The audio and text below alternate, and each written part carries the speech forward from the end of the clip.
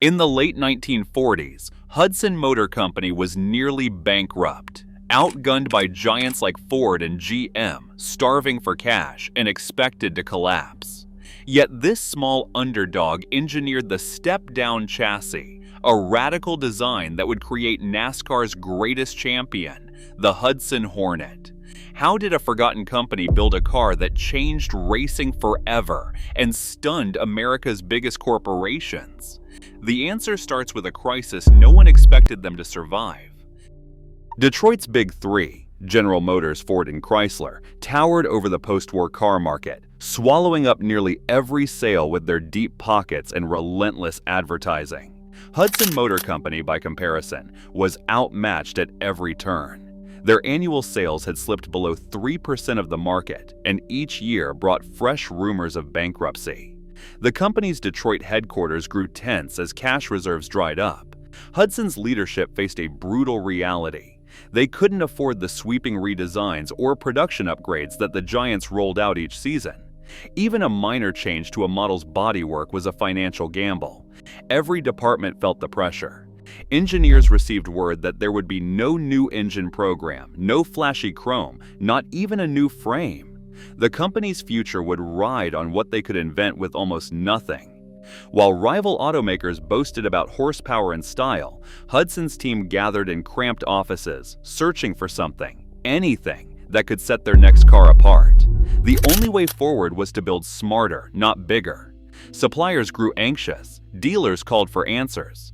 The board demanded a miracle. In those meetings, the question was blunt. How could Hudson survive when the competition seemed to have unlimited resources? The answer would come not from spending more, but from rethinking what a car could be. What began as a desperate scramble for survival forced Hudson's engineers to abandon conventional thinking. They started sketching radical ideas, ways to lower the car's center of gravity, to make every pound count, to squeeze performance from what little they had. For Hudson, innovation wasn't a luxury.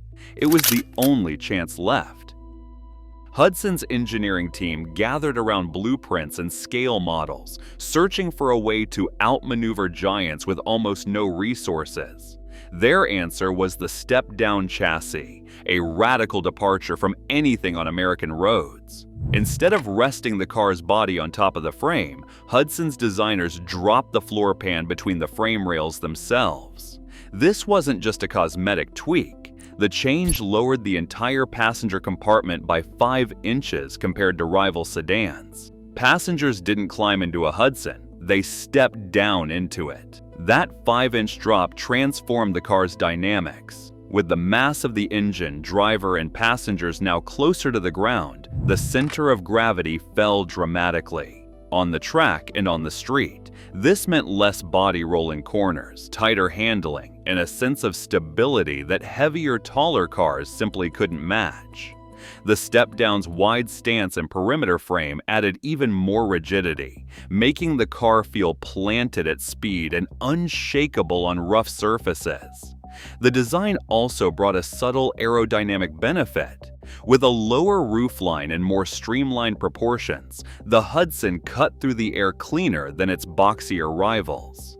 Inside, the recessed floor gave passengers unexpected headroom and a wide cabin, even as the car's silhouette hugged the pavement. For Hudson's engineers, the step-down wasn't just a clever fix, it was a technical leap. They'd created a platform that handled like nothing else in its class, all without the budget for flashy new engines or annual restyles. The groundwork was laid. The next challenge was to find the powertrain that could turn this handling marvel into a true contender. Hudson's boldest gamble wasn't the shape of the Hornet, it was what powered it. While the rest of Detroit pinned their hopes on heavy, thirsty V8s, Hudson doubled down on a 308 cubic inch inline 6. This wasn't a relic from an earlier era. With the introduction of the twin H-power system in 1951, the Hornet gained dual carburetors, raising output to 145 horsepower in standard trim and up to 170 for those who chased every last edge. The design kept weight low and distribution balanced, giving the Hornet a nimbleness no rival could match. Marshall Teague, a stock car driver with an eye for hidden potential, saw opportunity where others saw limitation. He approached Hudson's Detroit offices in person, convincing executives to back his racing effort. The company agreed, making Hudson the first American automaker to formally support a NASCAR team.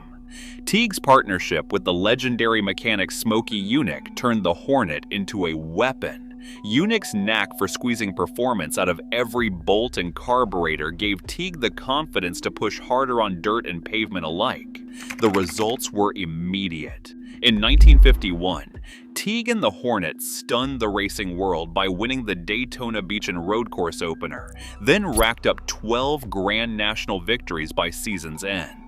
The car's lower center of gravity let it corner faster and safer, while the inline six delivered power lap after lap. Rivals armed with bigger engines found themselves chasing a car that seemed to break every rule of racing logic. The Hornet wasn't just competitive, it was unstoppable. That first season proved what was possible when innovation met determination, setting the stage for a run of dominance that would rewrite the sport's record books. In 1952, the Hudson Hornet became the car every driver wanted and every rival feared. Week after week, it crossed the finish line first, 27 times out of 34 Grand National races that year. The racing world took notice as Herb Thomas, driving the now legendary fabulous Hudson Hornet, piled up victories with a blend of cool precision and raw speed. Thomas wasn't just winning, he was dominating, setting a new standard for what a stock car could do. Tim Flock and Dick Rathman added to the tally, but it was Thomas whose name became synonymous with the Hornet's supremacy. The Hornet's secret weapon was never a secret at all. Its step-down chassis let drivers hug the inside line while others slid wide.